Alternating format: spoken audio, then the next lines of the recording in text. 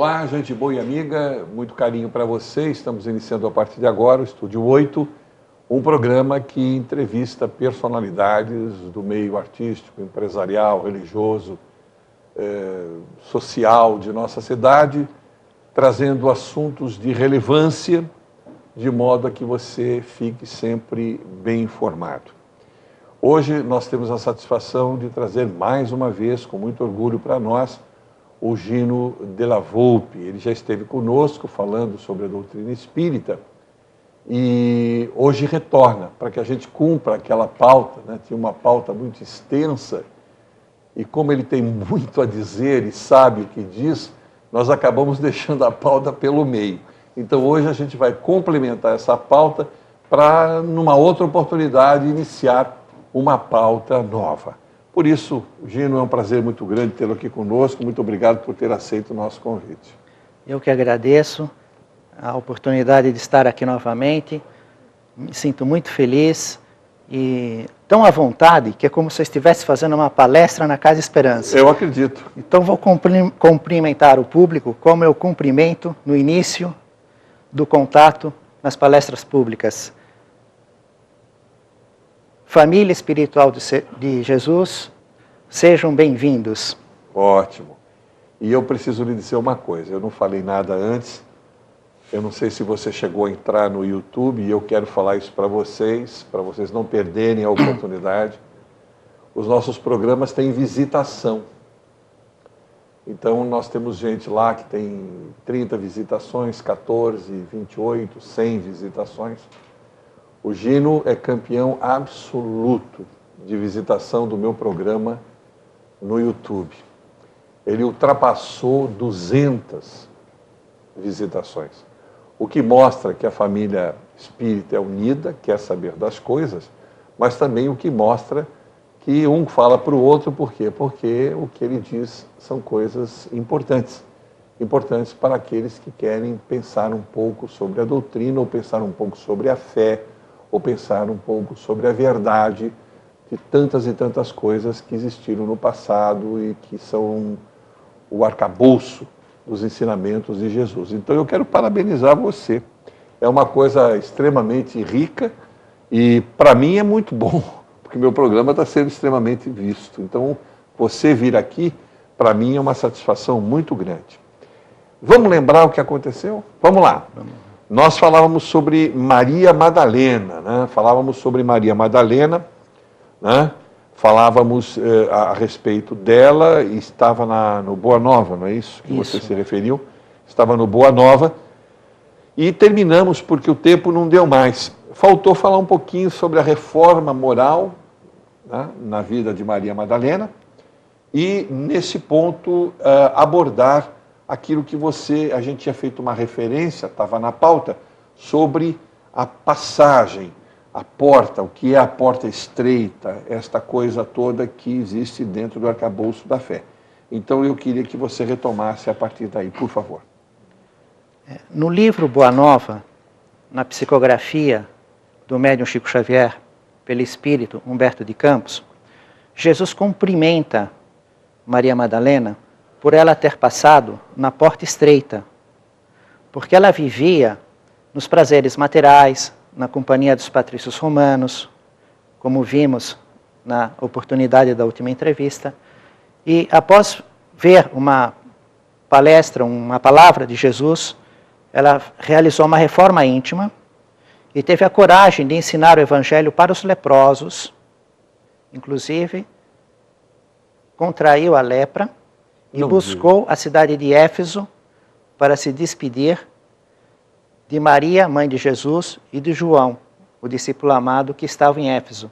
E fez toda aquela caminhada de Israel para Éfeso, na Turquia, né, com esse objetivo. Então, em virtude dessa novo jeito de viver, deixou aqueles caminhos largos, as portas largas, das conveniências, das facilidades materiais, e buscou uma vida pautada de acordo com a moral que Jesus ensinava, a moral cristã. Passou pela porta estreita. No entanto, temos que observar que Jesus se utiliza de símbolos que na época tinham uma carga emocional, um sentido emocional diferente do que nos nossos dias atuais. Porque hoje o que significa porta larga, porta estreita? As passagens. Nós temos assim a ideia da porta, a porta da casa, a chave, os rodízios, se aproximar de algumas portas por segurança já é filmado, acende uma luz, algo dentro desse sentido. As passagens, os corredores, elas têm uma presença no nosso dia a dia, na nossa emoção, mas não é como era na época de Jesus. Naquele tempo, na vida diária da época do Cristo, ela tinha uma expressão forte na emoção, tanto na parte civil da vida, como na parte religiosa. Essa expressão porta estreita? Ela tinha uma relação, porque porta e passagem, ela tinha um peso emocional na vida civil e na vida religiosa. Na vida civil, porque as cidades eram muradas, né? E as muralhas eram grandes, eram um ponto muito importante de defesa, de segurança. Eram vigiadas. E cercando toda a cidade, então haviam portas de entrada e saída. E essas portas, elas tinham assim uma condição de ter uma outra porta dentro dela. Porque imagina deixar a porta com segurança, com vigia, 24 horas por dia, 365 dias por ano. Né? Então existia usos e costumes, de acordo com a conveniência da época, né? Que a porta era fechada parcialmente, aberta, conforme era o momento da vida. Da vida como? Da vida civil, da vida que eles estavam passando. Hoje nós temos, por exemplo, a circunstância do trânsito. Sim. Né? Então tem a cidade de São Paulo, que tem excesso de carros, eles fazem rodízio. Rodízio de placas, finais 1 e 2, até 9 e 0, de segunda a sexta. E que já não está mais funcionando essa solução. Eles estão pensando em ampliar a área ou fazer o pedágio urbano. Naquela época, havia uma circulação muito grande de animais, de equipamentos de transporte, de pessoas, que algum tempo depois, o imperador Marco Aurélio fez até uma lei para regulamentar quando é que podia entrar, quando é que não podia entrar. Parece estranho isso para nós, né? Pois é, então eles já tinham algo que nós estamos adotando hoje. O que nós temos no problema hoje, com automóveis, com ônibus, com motos, com bicicletas, com as passagens e os caminhos dos veículos que nos transportam, e temos emoções com isso, porque porta vai dar emoção para alguém, mas alguém que morreu no acidente de moto traz. Um ente querido que se envolveu no acidente de automóvel, isso traz emoção para muitas pessoas. Sim. Né? E naquela época, então, a porta ela tinha uma importância enorme na vida civil, porque era a entrada e a saída das cidades, existiam várias portas, e elas eram vigiadas e controladas. Muitas vezes tinha a alfândega, tinha que pagar os impostos, né? Então tinha esse aspecto do bolso que ficava mais fácil para passar por ela, então tinha essa circunstância. E também tinha a questão religiosa, passagem, né? A porta é um espaço que você passa um vão numa parede. Né? Então Jesus fala da passagem larga, da passagem estreita, do proibido, do permitido. Porque o povo judeu, a essência dele era a relação com Deus, criatura com Criador. Tá. Então, e eles tinham um Deus único, que eles não representavam com nada do que houvesse no céu, na terra, era invisível, Criador de todas as coisas, e eles iam ao templo adorar a Deus. E o templo era uma área muito grande, o dobro da área do estádio do Maracanã. 121.380 metros quadrados de área, de piso. Esse que está o templo de Jerusalém. Que está o muro em pé ainda? Do muro, aquele lá, o templo. Né? Só que ele foi todo destruído. Sim, foi como destruído. Jesus disse, não ficou pedra sobre pedra, mas ficou uma parte do muro. Entendi. Uma parte do muro do templo. Né?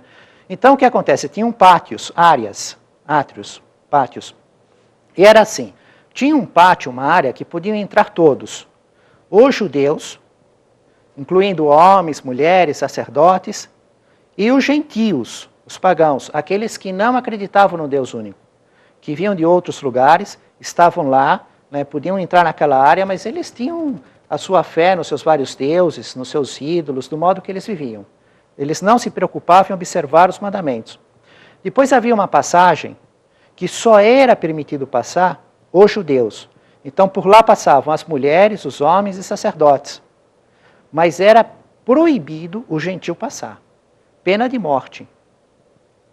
Então, se o gentil passasse por aquela parte dentro do templo, ele era arrancado, porque causava uma indignação enorme, com violência, com brutalidade, era tirado de lá e executado a pedrada.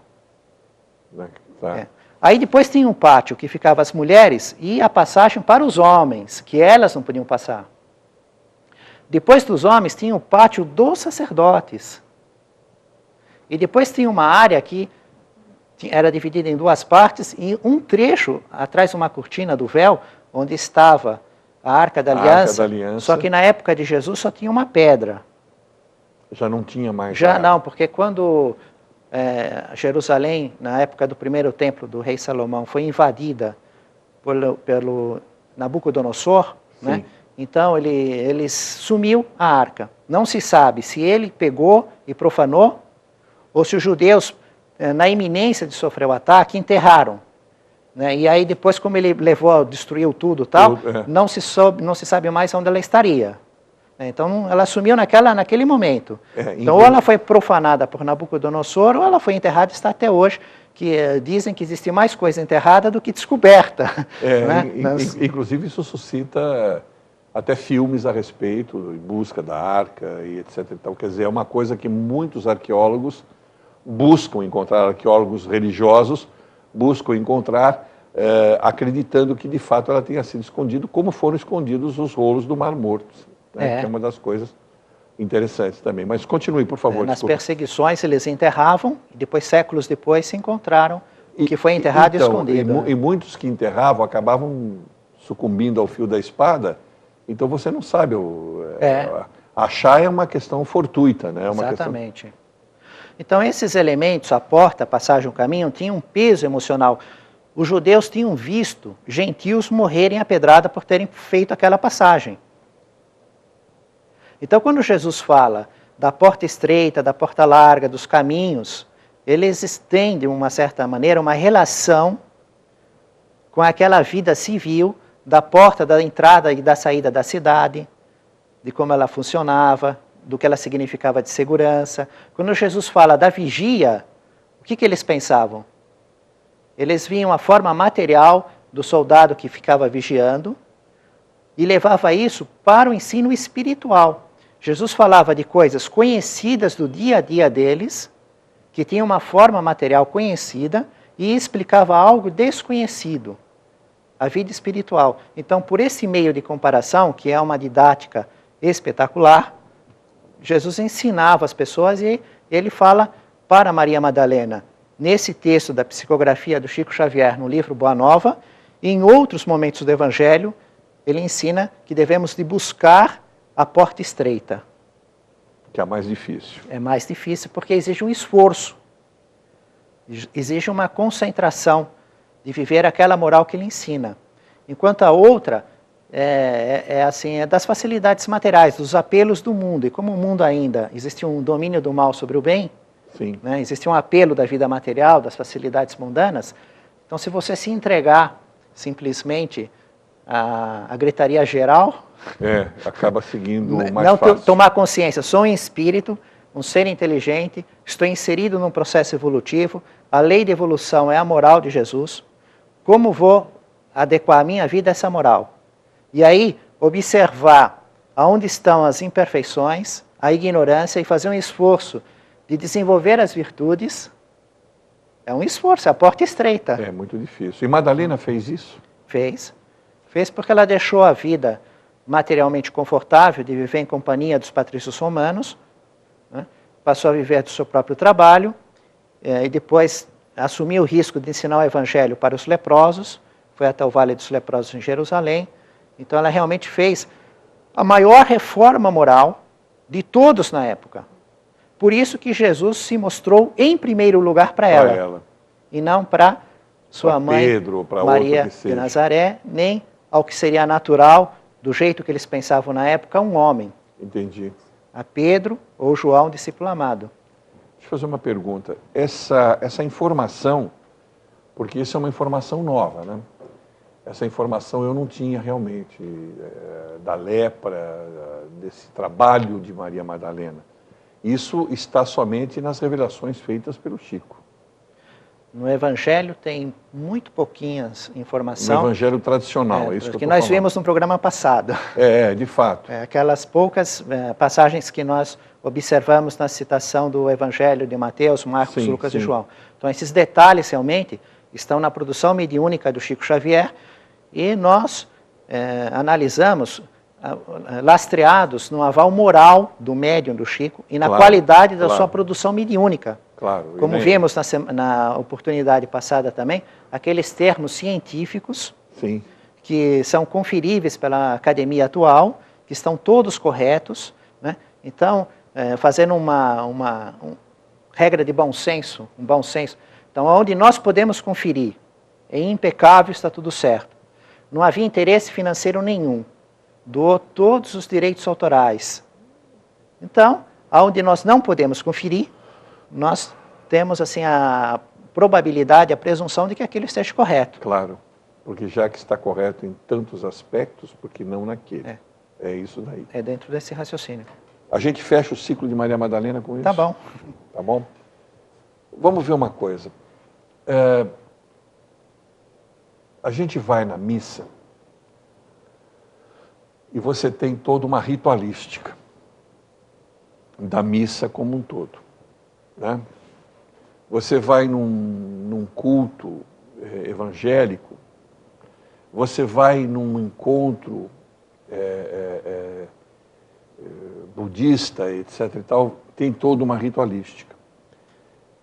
A sessão espírita, ela tem um encontro dentro da casa espírita, também segue uma ritualística em alguns casos, outros talvez não sei. Mas eu vou me basear na Casa Esperança. A Casa Esperança tem a sua maneira de ser, a sua maneira própria de ser. E ela se preocupa com uma série de coisas.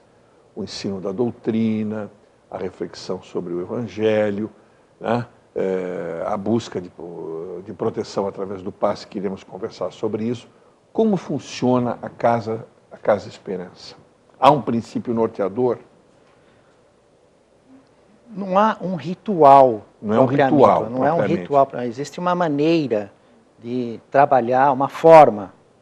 Então vamos falar, utilizando essa ideia, a forma e a essência. Porque a essência é um ponto em comum a todas as casas espíritas, a todos os centros espíritas. E a forma varia um pouco de acordo com o local, com o horário, com a época, com o modo com que se escolhe para operar, né, aquela essência, como um produto e a sua embalagem. Então existe uma embalagem de um modo, de outro, conforme o transporte.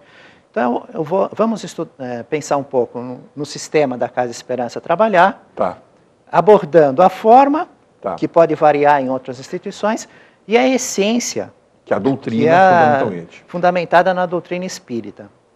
Bom, na rua, a pessoa vê Casa Esperança Centro Espírita. E sessões públicas, segunda, terças e sextas, 20 horas.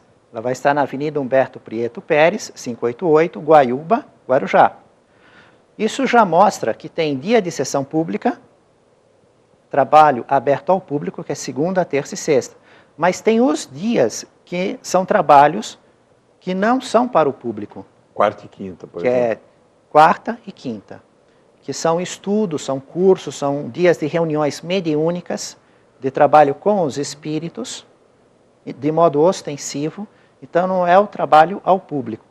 Bom, então estando... Desculpe interromper. E esse trabalho, ele é feito pelas mesmas pessoas que estão lá na segunda, terça e sexta, só que executam uma outra função nesse momento. Ou são outras pessoas?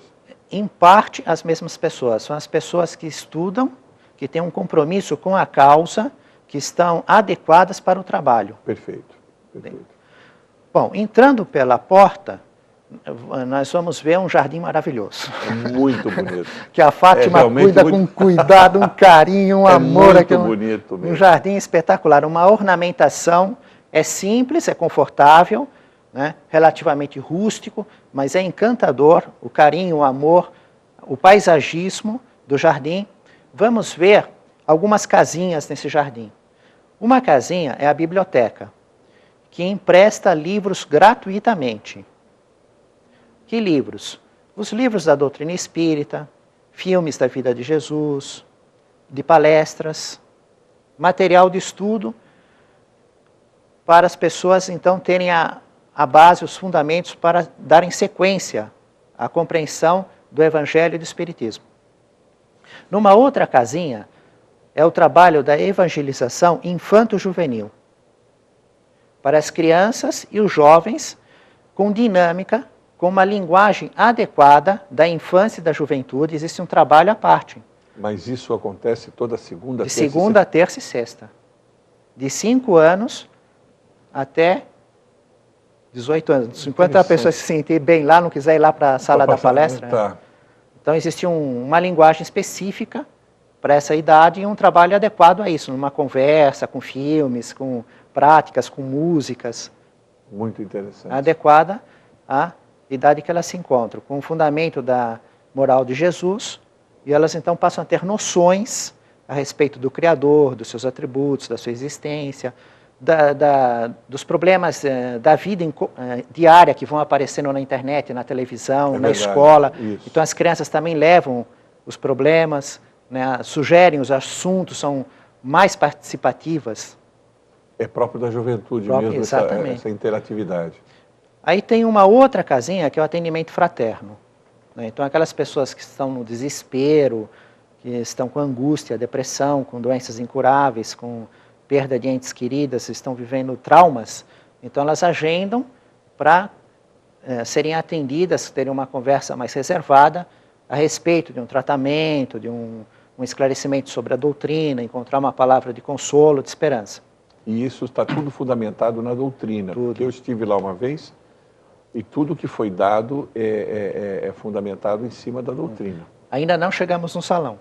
Não chegamos no salão. Tem 3 casas no jardim. Tá. Né? E nesse caminho vamos ver uma placa escrita numa das vigas, embaixo do telhado tem as vigas, e aí tem uma placa escrita, que é o fundamento da fé raciocinada, do bom senso, da serenidade. Então está lá assim, fé inabalável. Somente é aquela que pode encarar a razão face a face em qualquer época da humanidade. Que o Espiritismo é uma aliança entre a ciência e a religião. A ciência, observação de fatos, com o ideal do bem. E a religião, com provas. A religião no sentido, no aspecto religioso, no sentido de se aproximar do Criador, de Deus. Sim. Mas com as provas, está aqui como o Espírito existe. Está aqui, ele reencarna. Está aqui, ele se comunica com os homens, apresentando as provas. Então, é uma aliança entre a ciência com a religião. Isso se faz com raciocínio. Tudo que vem dos espíritos tem que passar pelo crivo da razão, pela observação científica acadêmica, para ver se é possível, não é, se tem bom senso. Porque os espíritos são simplesmente os homens que deixam os corpos carnais. Então, é o corpo espiritual que se liberta do corpo carnal. E aí eles estão com saber, com ignorância, com preconceito, com espírito de sistema, com vontade de fazer o bem, o mal, crime organizado, existe tudo isso. Então, nesse relacionamento com os espíritos, temos que verificar com quem estamos nos relacionando. Então, vem a condição da fé raciocinada. E ainda não entramos no salão. Porque realmente você pode estar sendo iludido. Pode. Você pode estar sendo iludido por espíritos que não são suficientemente evoluídos e que induz você a uma prática absolutamente negativa e ao contrário do que deveria ser. Tem espíritos que fazem um comércio com a humanidade. Os espíritos são seres da natureza. Eles estão presentes na humanidade desde que a humanidade está na Terra. E se relacionou com os espíritos com sacrifícios humanos, animais. Então, baseado na fé raciocinada. Aí chegamos na porta do salão. Aí vamos entrar ao salão. Quando entra no salão, a primeira coisa que vamos ver é escrito na parede, bem grande assim, num letreiro. Fora da caridade não há salvação. Perfeito. E isso é uma essência, não é que tenha que ter em todos os centros espíritas, fora da caridade não há salvação, escrito na parede, não. Mas, por um motivo pessoal, lendo as obras de Allan Kardec, na praia maravilhosa das Pitangueiras, no Guarujá, onde predominantemente estudo toda a doutrina espírita. Um dia eu estava vendo que Allan Kardec dizia da importância da moral de Jesus. E que a caridade, do modo que Jesus a entende, é tão importante estarmos preocupados com ela, em viver deste modo, que os espíritas deveriam escrever nas paredes, fora da caridade não há salvação, para jamais se esquecerem disso, estarem sempre lembrando disso, que isso é muito importante. Ele fala de uma maneira, né, assim, simbólica, didática, para memorizar, dá uma ênfase, um destaque. Só que quando eu li aquilo, eu fechei o livro e falei, eu vou fazer a expressão da forma. Fui numa loja, aliás, aqui perto, e quando, olha, eu quero uma placa desse tamanho, escrito, fora da caridade não há salvação, com fundo branco e letra azul. Depois, talvez eu explique o porquê da letra azul. Tá, vamos voltar no outro. Então, a caridade... Porque a caridade que você está se referindo não é simplesmente a caridade de enfiar a mão no bolso e pagar coisas para os outros. Não. É a caridade de vida, é a caridade... Vem de caritas, no fundo, é a essência da palavra. Existe uma questão no Livro dos Espíritos a respeito da caridade, e Allan Kardec, nos seus estudos, pesquisando os espíritos que se manifestam pelos médiuns, porque ele não tinha contato direto com os espíritos, ele não tinha a mediunidade ostensiva, diferente do que Chico Xavier, ele tinha a mediunidade intuitiva, não ostensiva. Bom, então, ele pergunta a respeito da caridade, e como a caridade, como Jesus a entende. O bem geral, o bem para os que estão fazendo mal, e o bem para os que fazem mal para você. O perdão das ofensas. Aqueles que estão fazendo mal para você, você tem que perdoar.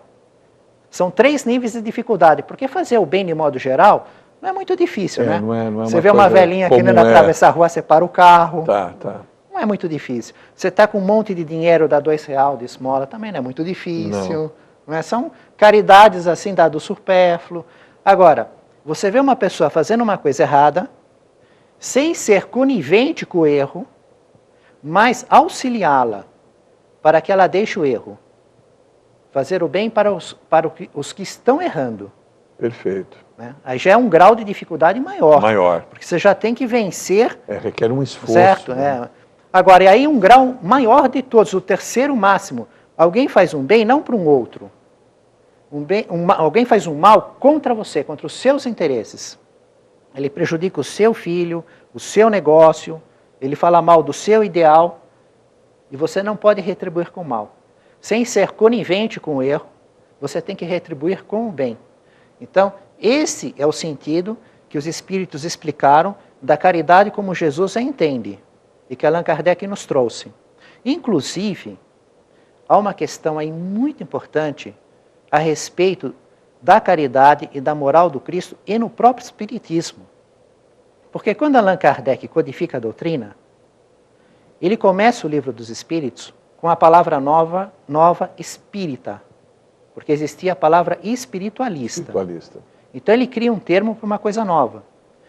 Só que o termo já começou a ser aplicado com outros sentidos, porque está muito próximo, e as pessoas começaram a aplicar, mesmo sem estar totalmente naquele conceito que ele publica o Livro dos Espíritos, ele já começa a usar o termo espírita em outras aplicações. Bom, e o que ele vem observar? Que as pessoas que acreditavam na existência dos espíritos verificavam a realidade da prova que o espírito existe, se comunica com o homem, na reencarnação, mas que não aderiam a todo o conjunto do ensino do Livro dos Espíritos. E aí o que ele fez? Ele pega no Livro dos Médiuns, no capítulo Método, ele vem falar a respeito dos tipos dos espíritas. Olha que... Dos seres humanos espíritas. Dos espíritas, ou seja, aquela pessoa que pôde compreender que o espírito existe, que nascer é juntar corpos, corpo material com o corpo espiritual, mediante uma transformação. Morrer é separar corpos, o corpo espiritual do corpo carnal, diante de outra transformação, sem perder a individualidade, da mesma maneira que um avião, que na Terra ele se comporta de uma maneira, no espaço de outra, sem perder a individualidade, em meios diferentes. Bom, então, o espírita ele acredita e se preocupa com as provas que o espírito existe, é um fato, que ele é uma alma, ele é um espírito encarnado, e que é possível a comunicação entre o homem e o espírito. Então, é a parte do fenômeno. E Allan Kardec chamou eles de espíritas experimentadores. Eles não se preocupam com a moral. Eles observam os espíritos sofrendo, felizes, se organizando em crime, querendo fazer o bem, mas para eles a moral não é uma questão de estudo. Eles são espíritas experimentadores. Depois ele observa um outro grupo de espíritas, que esses espíritas, eles estudam a moral, eles observam, olha aqui, por que existe a felicidade? É de acordo com o comportamento, de acordo com que a criatura obedece ou desobedece à lei de Deus. Existe uma lei moral. Então, de acordo com o que ela vive no seu livre-arbítrio, na sua vontade livre, é que ela vai ser feliz ou infeliz. Não é o acaso, né? Não é isso. Bom, eles observam que existe a lei moral, só que eles dizem assim, olha, é chato e eu não vou mudar minha vida em nada. Existir, existe. Entendi. Mas eu estou vivendo tão bem, com o meu vinho, com o meu cigarro, com a minha amante, com o dinheirinho que eu ganho lá por fora. A minha vida está, a minha porta larga, meu caminho, que existe espírito, se comunica com ele, isso é um fato, isso é uma verdade. Mas eu vou viver do jeito que eu estou vivendo. Eu não vou fazer esforço moral nenhum para mudar nada. Eu gosto dos meus vícios. Então, Allan Kardec chama esses espíritas de espíritas imperfeitos. Porque eles observam a lei moral, mas não fazem esforço. Um outro grupo de espíritas, Allan Kardec denomina espíritas exaltados. Que são espíritas assim. Eles acreditam em tudo. Tudo é maravilhoso, tudo é certo. Eles imaginam que os espíritos vão falar sobre tudo, sabem tudo, resolvem todos os problemas, estão lá para servirem os nossos caprichos. Perfeito. Então, existe um médium, existe um espírito, o fenômeno é real, só que ele não raciocina sobre aquilo. O espírita vai lá e recebe uma comunicação e o espírito põe um nome famoso de uma personalidade histórica, manda fazer coisas absurdas, fala coisas da pessoa dele, ele fica todo envaidecido, ele acredita cegamente. Ele não observa, não contesta, não analisa, não racionaliza. Né? Inclusive, Allan Kardec diz que esse tipo de comportamento trazia mais prejuízo para a doutrina do que os próprios inimigos. É verdade. Né? Porque quem olhava um espírita assim e via as aberrações que ele colocava, dizia assim, então se espiritismo é isso... Se isso for espiritismo, estou fora. E aí, ele tem também, nesse capítulo do método, no livro dos médiuns... Que número que é que você falou? Livro dos médiuns. Não sei, mas o número do capítulo. Você lembra que você falou? Método. Método. Tá. Me parece que é o capítulo 3. Tá bom. Capítulo 3 do livro dos médiuns. É um dos últimos itens. Ele fala a respeito do verdadeiro espírita. Quem é o verdadeiro espírita? Ou seja, aquele que compreendeu o livro dos espíritos. E isso ele ainda nem publicou o Evangelho segundo o Espiritismo, que é o estudo da moral de Jesus com o comentário dos bons espíritos. Perfeito. Mais os melhores comentários humanos, que ele também faz os seus comentários. É um estudo da moral do Cristo. Nem tinha publicado também o livro Céu e Inferno, que é uma continuação do Evangelho segundo o Espiritismo, porque são as felicidades e as infelicidades futuras. Nos ensina a morrer, a arrumar a mala para essa viagem, o retorno para a vida espiritual. Como é que vamos separar o corpo espiritual do corpo carnal? Mas é uma outra conversa. Então, nesse capítulo do método, capítulo 3 do livro dos médiuns, ele diz assim, que o verdadeiro espírita é aquele que compreende a prova, que provada está, que a alma existe, que se separa do corpo carnal pelo fenômeno da morte, vive como espírito e é possível se comunicar com os homens, que são outras almas, têm a mesma natureza. Bom, que evoluem mediante muitas vidas, através da reencarnação, muitas vidas neste planeta e em outros mundos, com as formas materiais compatíveis, e pratica, está inserido numa lei moral estabelecida pelo Criador, que desenvolve e aperfeiçoa os seus filhos, as criaturas, nós, os seres inteligentes. Então, o verdadeiro espírita compreende isso e faz um esforço de viver desse jeito. Ele olha para si e faz fechado para balanço. E lança tudo o seu comportamento, as suas ideias, os seus conceitos, o seu passado. E aí ele faz um plano de trabalhar isso. De desenvolver as virtudes que ele não tem e de lutar contra as imperfeições. Ele não vai ser santo hoje, nem amanhã. Mas é um esforço de ser melhor todo dia. Para quando chegar o momento de partir na morte, ele estar melhor, com o bem mais consciente, mais lúcido, mais desenvolvido. Né? E aí Allan Kardec, inclusive, escreve assim, a respeito da moral do Cristo, que o verdadeiro espírita é o espírita cristão. Isso é escrito pelo Allan Kardec. Verdadeiro espírita é espírita cristão. Livro dos Médiuns, capítulo 3, método. Isso significa que a doutrina cristã, então, está na essência e na base do Espiritismo, como depois ele vai trabalhar o Evangelho. Você falou que ainda não entrou no salão, né? Nós não vamos entrar no salão. Entramos no salão e lemos isso. Aí vamos sentar. Tá bom. Mas eu tenho que, antes de entrar no salão, entrar nos comerciais. Desculpe, Paulinho, eu fugi aqui, por favor, os comerciais.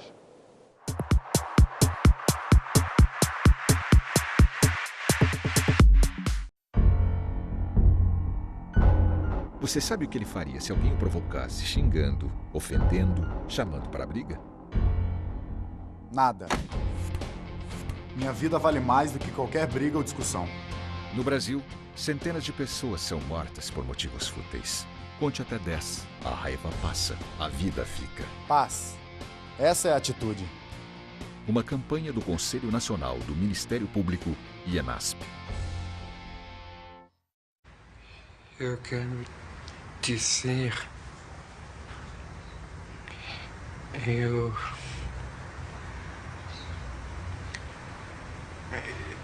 Eu preciso... Eu quero dizer para você... Peraí.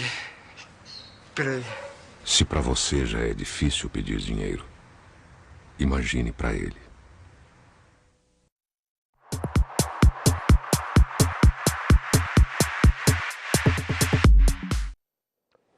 Olá, estamos de volta. Você está vendo o Estúdio 8, hoje, mais uma vez, com a figura e a presença sempre importante, lúcida, do Gino Della Volpe, da Casa Esperança. E nós estávamos falando justamente da Casa Esperança, isto é, nós falamos de tudo aquilo que a Casa Esperança oferece, como ele disse, não é uma ritualística, mas é uma prática de doutrina que tem a sua característica própria. E nós falamos das casas, nós falamos dos jovens, nós falamos da biblioteca, nós falamos dos lugares onde você pode conversar com os mentores, e faltava a gente abrir a porta do salão, porque é no salão que também muita coisa acontece. E vamos voltar para o salão agora. Como é que a gente fala sobre isso aqui? Então lemos na parede, fora da caridade não há salvação. Não é salvação. Escolhemos um lugar, a pessoa senta, até o início dos trabalhos, que é às 8 horas, e há um clima de uma ambiência, de preparação. Está passando um vídeo de uma palestra. Era sobre isso, não querendo interromper você, nós vamos espichar o programa para a gente poder dialogar mais. São sensacionais. São sensacionais. A última vez que eu estive lá, aliás, eu estou em falta. Eu passei, vi um vídeo, pedi, levei para casa, assisti, né? E são todos sensacionais, são essencialmente doutrinários e palestras dadas por pessoas de profundo conhecimento da doutrina. Então era isso que eu queria registrar. É uma ideia feliz que a casa tem em colocar isso para criar ambiência e criar todo um clima propício ao que virá depois. Eu só queria falar isso, desculpe. Não, que é isso, fique à vontade. Então, aí às 8 horas, nós fazemos primeiro uma prece, rogamos a Deus, em nome de Jesus, o auxílio dos bons espíritos para os trabalhos da noite, para os estudos, a inspiração para a palestra. Depois fazemos um estudo do Evangelho, da doutrina espírita. Aí, novamente, a prece, agradecendo o auxílio dos bons espíritos. na influência oculta do pensamento, para o público que está presente, e de certa maneira já nos preparamos para a fase seguinte, que é o tratamento espiritual, o passe. Você falou uma expressão aí que as pessoas talvez não saibam e acho que eu também não sei. O que é essa coisa oculta que você falou? Influência oculta do pensamento. Essa influência oculta do pensamento, ela existe em todas as nossos... E quem faz essa influência? Os espíritos. É uma lei da natureza, ocorre em todos os lugares e com todas as pessoas. É uma pergunta que Allan Kardec faz para os espíritos, se os espíritos influem em nossa vida. E eles respondem muito mais do que imaginamos, do que pensamos. Porque os nossos pensamentos têm duas origens. Tem nós mesmos, que criamos o nosso pensamento, e tem o pensamento que é sugestão dos espíritos. E para nós é como se fosse um pensamento nosso, mas não foi. Por isso que muitas vezes nós podemos estar na seguinte circunstância. Temos uma ideia de fazer uma coisa e ao mesmo tempo uma repugnância naquilo. Queremos concentrar um pensamento bom, elevado, e vem aquelas ideias horrorosas. Temos uma ideia de esganar e vem aquela coisa que parece que a consciência está falando para não fazer isso. Porque é pensamento que nós mesmos criamos, do nosso íntimo, e mais a sugestão de espíritos. E aí, então, entramos numa variedade enorme, porque tem bons, maus, sábios, ignorantes, indiferentes, que querem nos auxiliar, querem nos atrapalhar. E no caso específico de estar não só na Casa Esperança Centro Espírita, isso é lei da natureza, isso é numa missa, isso é num templo de uma igreja evangélica, isso é numa sinagoga, isso é na rua, isso é num comércio, isso é num negócio. Os espíritos dão ideia e a pessoa trabalha com aquela ideia pensando que foi ela que teve. É o caso da intuição, talvez. Intuição, inspiração. Inspiração. Inspiração, né? Inspiração. Perfeito, perfeito. Então aí, como é um ambiente com esse objetivo de estudar o Evangelho com a interpretação espírita, fundamentado na codificação de Allan Kardec e no seu desenvolvimento na produção mediúnica de Chico Xavier, assim como boas obras compatíveis, os espíritos estão influindo as pessoas com ideias e as pessoas estão refletindo, porque elas ficam pensando aquilo na vida delas. Então elas recebem a influência oculta do pensamento. Então, a partir de que a palestra está encerrada, é feita a prece e nós vamos para a câmara do passe, que é uma câmara preparada especialmente para um tratamento espiritual, onde a pessoa vai receber o trabalho da fluidoterapia e vai receber a água fluida. Depois, então, desse tratamento, do passe e da água fluida, é que ela sai pelo jardim maravilhoso. Perfeito. Está encerrado o trabalho da noite. Bom, vamos chegar a esse final, não do programa, mas esse final dessa prática que você fez. O passe.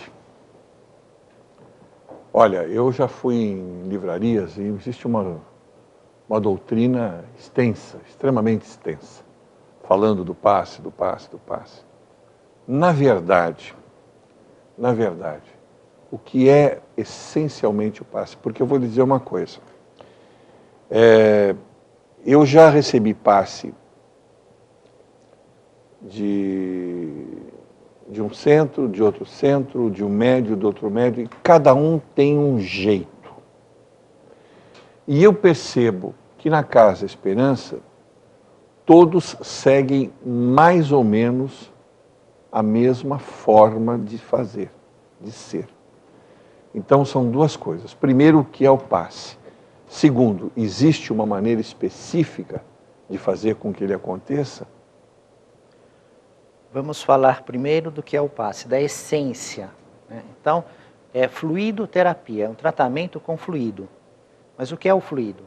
Fluido é um termo que Allan Kardec se utilizou para falar de algo desconhecido, de uma matéria desconhecida da ciência acadêmica.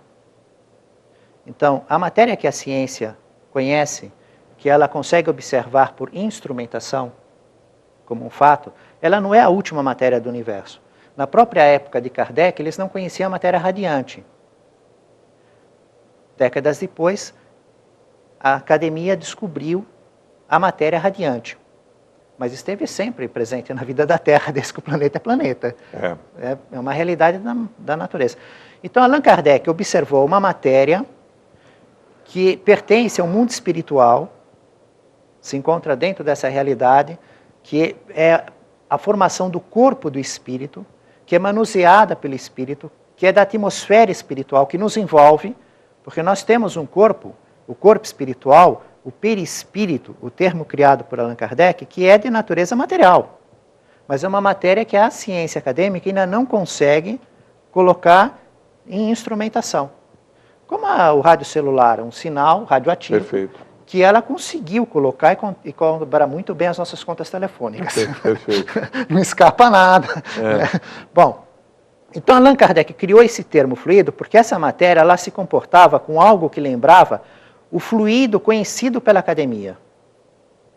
O líquido, que ele ocupa a forma do recipiente. O ar, o vento, que ele se expande, que ele penetra. Então ele diz assim, essa matéria do mundo espiritual, ela tem propriedades com muito maior quantidade, expressão, do que os fluidos que a academia conhece, mas é um ponto de toque, não existe um termo para aquilo. Então ele usou o termo do que conhecemos como fluido para se referir a essa matéria. Não é o ectoplasma isso, né? Ele faz parte. Faz parte. O fluido tá. vital, o ectoplasma, vital, são diversos termos para a mesma matéria. O fluido, essa força, essa virtude. Isso. Mas Tá. vamos ver ele mesmo? Quer ver ele? Quero. Vamos, na época de Jesus, vamos ver Jesus com ele. Tá. Né? Jesus esteve alguns dias fora de Cafarnaum, uma aldeia junto do lago de Genezaré. Genezaré. Quando ele vem, havia uma multidão muito ansiosa para ouvir as suas palavras e para conseguir curas, com a esperança de ser curada. Então essa multidão ficou ávida e Jesus começou a falar. Acontece que no meio dessa multidão havia uma mulher com um segredo íntimo, que ninguém podia saber. Era uma mulher que há 12 anos ela tinha uma doença, um fluxo sanguíneo. E ela já tinha gastado todo o seu dinheiro com os médicos. E não conseguiu nem a cura, nem alguma melhora. Aliás, isso também não é só na época. Hoje em dia, não é só na época de Jesus, né? Alguém que fica 12 anos doente, gasta todo o seu dinheiro, não consegue melhora nenhuma e nem a cura. Bom, agora, ela tinha esse problema do fluxo sanguíneo, e isso na época de Jesus, para a lei dos judeus, isso era um problema terrível. Porque ela não poderia tocar ninguém, ela era uma impura. Eles consideravam impura a pessoa. Impureza. Se alguém fosse tocado... Inclusive, naquela época da regra da mulher, era um momento de total impureza, não é? Exatamente. Aí, se ela tocasse alguém, os seus objetos, então eles tinham que entrar em ritual de purificação, que é uma prática complicada, cheia de detalhes e tem custo. Né? Bom, então ela estava numa posição delicada, que ela estava com uma multidão, ciente que ela tinha um problema que as pessoas não sabiam, provavelmente então ela vinha de outra aldeia, mas ela estava lá na esperança de ser curada por Jesus, porque ela gastou todo o seu dinheiro, 12 anos, nenhuma melhora, e ela ouviu falar que Jesus fazia curas espetaculares. Então ela ficou pensando assim, se eu conseguir tocar a veste dele, eu vou ser curada. Vou aguardar um momento. Bom, Jesus está ensinando. E aí ocorre um outro fato que é extraordinário, chocante para os judeus da época. Um dos chefes da sinagoga, Jairo, imagina o chefe da sinagoga, né? Muito rico. E com um prestígio entre os sacerdotes. Muito grande, Ninguém conseguia curar a filha dele. Ele tinha uma filha única de 12 anos, quase morta, sem esperança mais de nada, então ele vai buscar Jesus, o chefe da sinagoga. O pessoal vê o chefe da sinagoga de Cafarnaum chegando, se prostra aos pés de Jesus, reconhecendo o poder de Jesus. E diz assim, mestre, vem à minha casa, minha filha única está quase morta. Ele suplica a Jesus que Jesus vá à sua casa impor suas mãos, as mãos de Jesus, para curar a menina. E Jesus, para atender a esse pedido, começa a caminhar. E nisso a multidão começa a sufocar. Né? Começa a sufocar Jesus. E aí é que ela encontra oportunidade. essa senhora A mulher finalmente... com a doença do fluxo sanguíneo, 12 anos. Ela se mistura nessa multidão. Ó, imagina se o judeu sabe disso. E toca a veste, a orla da veste. A orla da veste. Né? Bom, quando ela toca a orla da veste, Jesus está sabendo tudo, porque para Jesus não existe nunca nenhum fato que surpreenda em nada. Porque ele conhece, ele não é um espírito no nosso nível evolutivo. Ele é um espírito que chegou à perfeição. Inclusive, desculpe, é uma das características de Jesus esse caráter dele ser onipresente, onipotente e onisciente. Por isso que ele sabe tudo, realmente. Você está colocando essa questão. Por favor, então ele sente que sai dele uma força, uma virtude. Evidentemente, não está escrito na concordância dos evangelhos, Mateus, Marcos e Lucas, que o fluido, que Allan Kardec usa esse termo, saiu de Jesus. Está escrito que Jesus sente que saiu dele a força, a virtude. Fluidoterapia, o passe, o movimento, os espíritos fazem movimento de fluido, dessa matéria que não se vê, com uma virtude, com uma qualidade material. Mas Jesus sente isso e a mulher toca a orla da veste. Por que ela toca a orla? Porque os judeus, naquela época, eles costuravam com um fio azul púrpura. E aí, por isso que eu digo que eu usei a cor azul. Tá. Isso é só uma coisa minha, do meu amor, do meu encanto, né? Porque eu me lembro disso, dessa lição do fio azul, né, um azul púrpura, que eles bordavam na orla da veste, que era uma espécie de para lembrar da lei de Deus. Como a essência da vida do judeu era a relação entre a criatura e o Criador, a base da vida era eu e Deus. E eles tinham a lei escrita, com mais de 600 mandamentos, mais a lei oral. Então, para lembrar esses mandamentos, o que tem que fazer para obedecer e agradar a Deus, o que não pode fazer para desobedecer e desagradar a Deus, eles tinham os processos mnemônicos, que eles também tinham uma espécie de sorte, talismã, proteção, como pessoas usam cruz, ou colocam no carro, no ímã. Né? Eles têm assim um vínculo emocional. Né? Então eles costuravam na orla da veste, com fio azul, um bordado. Às vezes punham franjas, às vezes eles queriam mostrar que observavam muito a lei de Deus, usavam longas franjas. Jesus fala outras vezes em filactérios, telefim. Eles pegavam a pele de animal, faziam uma tira, amarravam no dedo, no braço esquerdo, até a altura do coração, e ficavam com aquilo amarrado.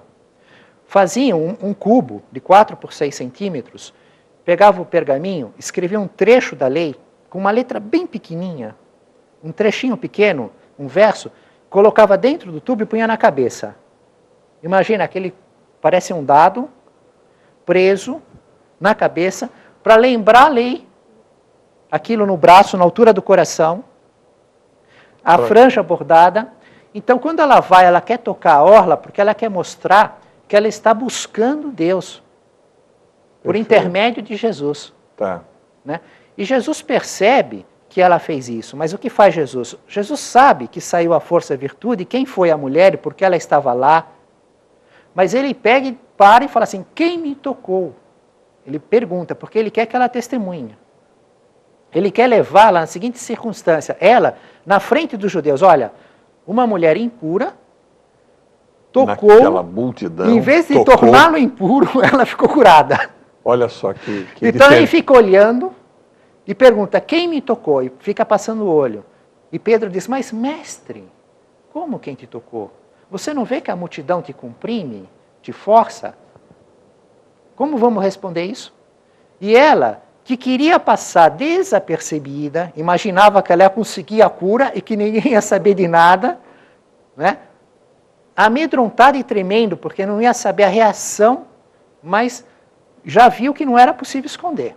Porque se ele tinha esse poder de curar, ela tinha que agora, então, prestar o testemunho. Então ela também se prostra nos pés de Jesus e ela confessa por que ela estava lá e o que ocorreu com ela e que ela ficou imediatamente curada.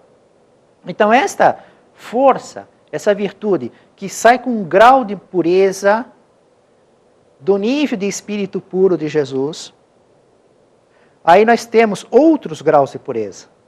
Então o que ocorre no passe, esse tratamento, ocorre em qualquer lugar. Ocorre numa igreja católica, ocorre num templo evangélico, ocorre numa sinagoga, ocorre numa mesquita, ocorre numa casa, a mãe com seu filhinho no colo, em estado de oração, de buscar a Deus, com fé sincera, os bons espíritos se utilizam dos seus fluidos, que têm o grau de pureza de acordo com o seu nível evolutivo. Como eles estão muito longe do nível de evolução de Jesus, eles não podem fazer o que Jesus faz. Com certeza. Mas como eles estão muito acima do nosso nível, eles podem fazer coisa que nós não podemos. Que nós não fazemos, é verdade. Né? Aí eles usam o fluido dele, mais fluido da natureza, que eles retiram das plantas, das águas, mais fluido dos humanos, o fluido vital, o ectoplasma que você se referiu. Eles fazem uma espécie de farmácia de manipulação de fluidos, de matérias do mundo espiritual. Um diagnóstico para cada pessoa que está lá. E faz um tratamento adequado. Qual que é a diferença do centro espírita? É que naquela câmara do passe, existem condições que facilitam o trabalho dos espíritos. Como ninguém trabalha por dinheiro, ninguém vive do espiritismo. Nós vivemos para o espiritismo. Para o espiritismo, perfeito, perfeito. A fé é sincera. E nós temos uma ciência. Nós conhecemos uma ciência. Então nós sabemos o que temos que fazer para ficar em circunstâncias favoráveis, para que eles venham e façam. Não é nós que sabemos fazer, não. São eles que praticam a ação. Nós só sabemos ser auxiliares. Isso, temos que fazer um grande esforço para não atrapalhar. Essa que é a essência. Agora, a forma da coisa é que aí sim vem naquilo que você falou. Cada casa pode se organizar de um jeito. Uma pode não fazer gesto nenhum, outra pode fazer um gesto simples, outra pode fazer um gesto um pouco mais diferente, uma pode permitir que cada médium faça de um gesto diferente do outro, outra pode pedir uma certa padronização, mas isso só são formas, a essência é estar em ligação com Deus por intermédio de Jesus e seus mensageiros. Estado de prece. Exercitar esse fluido que você falou. Mas tem uma coisa importante aí, se você me permite, e se o tempo ainda é possível. Eu acho que nós temos uns 2 ou 3 minutos. Então a água fluida vai ficar para outra oportunidade. Então vamos deixar para outra. Mas vou terminar essa parte que é importante, nesses 2, 3 minutos. Que não é só a pessoa sentar lá e ficou tudo por conta do médium e dos espíritos fazerem o passe. Tem que ver como ela senta. Porque essa mulher, ela enfrentou um risco enorme. E ela tinha a fé que ela ia conseguir. Então, se a pessoa senta lá com a seguinte circunstância de curiosidade, de incredulidade, de dúvida, é como alguém colocasse uma roupa de plástico, que fosse entrar no fundo do mar, quer dizer, ele vai mudar de ambiência material, e ele põe a roupa que vai para o fundo do mar e vai para a lua. Não vai acontecer nada com ele. Os espíritos vão trazer os seus fluidos, vão trabalhar a natureza, vão pegar o fluido vital, ectoplasma dos médios, vão manipular, vão fazer o DNA, e não vai ser nada, é a água que jogou no vidro. Não cola nada nele. Agora, se ele põe uma roupa de algodão, aí ele joga um balde d'água, ele fica todo ensopado. Então a pessoa precisa querer ser curado. Ele precisa desejar. É o ato volitivo. Ele precisa estar entendendo que existem poderes acima da compreensão humana. E o tratamento espiritual não dispensa o tratamento médico. Sim. Acadêmico. Sim. Porque os médicos são espíritos, filhos de Deus igualmente, missionários, que estão estudando as leis de Deus na medicina acadêmica. Sim. Então, cada coisa tem o seu trabalho. É para ser aliado um ao outro, é um e outro. É verdade. Eu vou anotar isso aqui porque eu gostaria de retomar isso no nosso próximo encontro. Você vê como passa rápido? Passa muito rápido, muito rápido. Por isso que eu falei que eu gostaria de tê-lo aqui uma vez por mês. Inclusive a gente tinha coisa para mostrar, mostramos uma foto só, mas a gente vai mostrar mais coisas porque eu sei que você tem muito material de pesquisa. E o nosso programa chegou ao seu final. Eu vou pedir que você se despeça dos telespectadores. Família espiritual de Jesus, no caminho do reino dos céus. Em nome do Mestre Jesus, louvado seja Deus. Muito obrigado. A você que ficou conosco até essa hora, mais uma vez, o nosso muito obrigado pela sua audiência. É sempre muito gratificante a presença do Gino, tá? Lembro a você que o nosso programa vai ao ar todas as terças e quintas-feiras, pelo canal 8 e pelo canal 22, às 22 horas, além de reprises ao longo da nossa programação, que é uma grade que eu não tenho conhecimento, mas fixo, terças e quintas, às 22 horas, pelo canal 8 e pelo canal 22. No YouTube, basta você acessar, eu vou colocar aqui que eu não consigo decorar, www.youtube.com/Estúdio 8 TV.